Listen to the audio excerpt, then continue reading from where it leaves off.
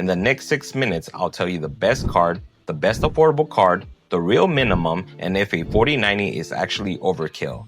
Plus, why 5080 and 5070 prices are dropping. Save your money, let's pick smart.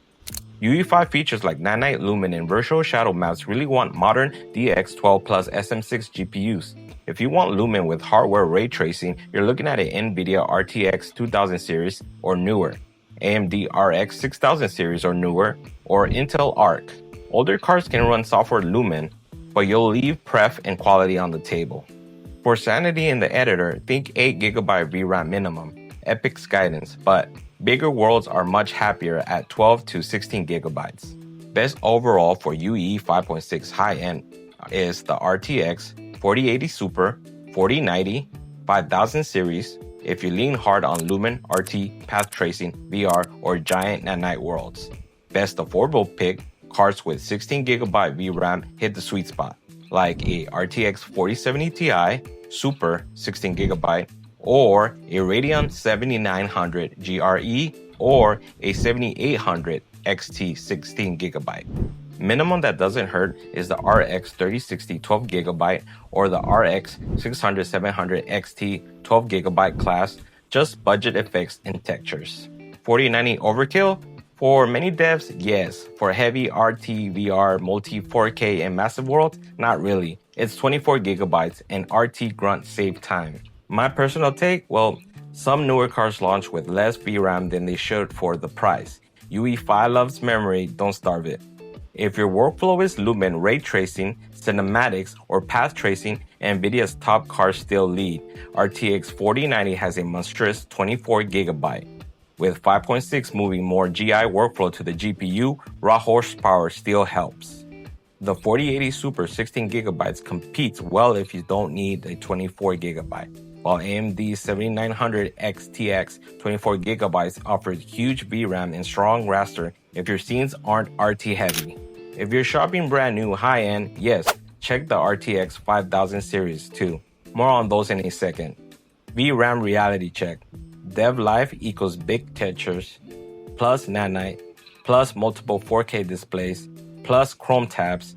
16 to 24GB give you breathing room. You can ship with less. We're talking about day-to-day editor sanity.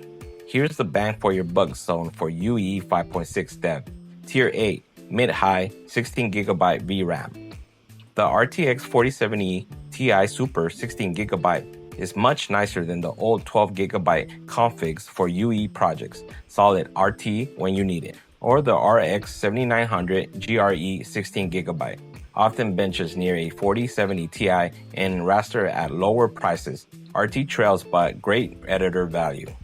And lastly, the Radeon RX 7800 XT 16GB. Consistently strong price, pref, and plenty of VRAM for Quixel heavy scenes. For Tier B, upper high without going Halo, the RTX 4080 Super 16GB. Strong RT and a long runaway without paying 4090 money. And lastly, the Radeon RX 7900 XTX 24GB. If RT isn't core to your workflow, this is a comfy open world dev card. Here's my grip. A few newer releases landed with 12GB VRAM at mid-range prices. For casual gaming, that's fine. For UE5 development, I'd rather have a 16GB. So why are the RTX 5080s and the 5070s dropping in price? Short version, it's not as simple as no one is buying them. Here's the picture. Reported price cuts in China, some in UE promos tied to weak sales and oversupply of RTX 5000 series stocks. This is coming from channel reports by TrendForce and others. But consumer data isn't uniform. On Amazon US, the RTX 5070 has actually been a top seller since launch. Some SKUs fly, others sit. Why the pullbacks? A cocktail of high initials MSRPs, inventory buildup, and buyers waiting on rumored super refreshes later this year with more VRAM doesn't help immediate demand. Terra noise earlier this year also muddied pricing expectations. Bottom line, prices are easing mostly due to oversupply, conscious demand, not zero sales. If you're shopping for a 5080 or a 5070, keep an eye out. Deals are trending better than at launch. Is the RTX 4090 overkill? For many devs, yes, especially at 1080p or a 1440p, software Lumen or smaller scenes, a 4070 Ti Super or a 7900 GRE or a 7800 XT will feel great and cost a lot less. But if you're hammering Lumen RT using multiple 4K displays, working VR, ICVFX, or staging massive Nanite worlds, the 4090's 24GB and RT aren't wasted, that's time saved. Transparency time.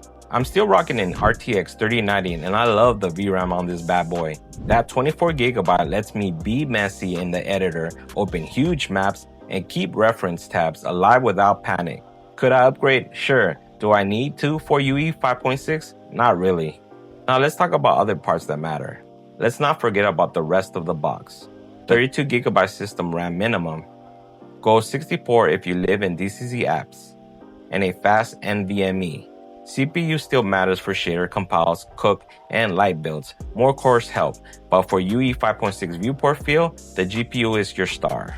Pick recaps. Best value at 1440p UE dev, 4070 Ti Super 16GB or RX 7900 GRE 7800 XT 16GB. For heavy RT cinematics, 4080 Super 16GB or go with the 4090 24GB. Need max VRAM for huge worlds or multi 4K? 7900 XTX 24GB or the 4090 24GB.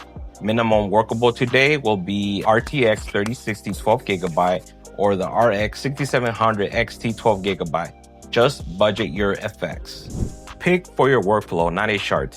Drop your rig in the comments and I'll sanity check it. And if you want to see how UE 5.6 boosted my open world game versus the 5.5, click the video to the left. I'll break down the exact gains and what changed under the hood. See you there.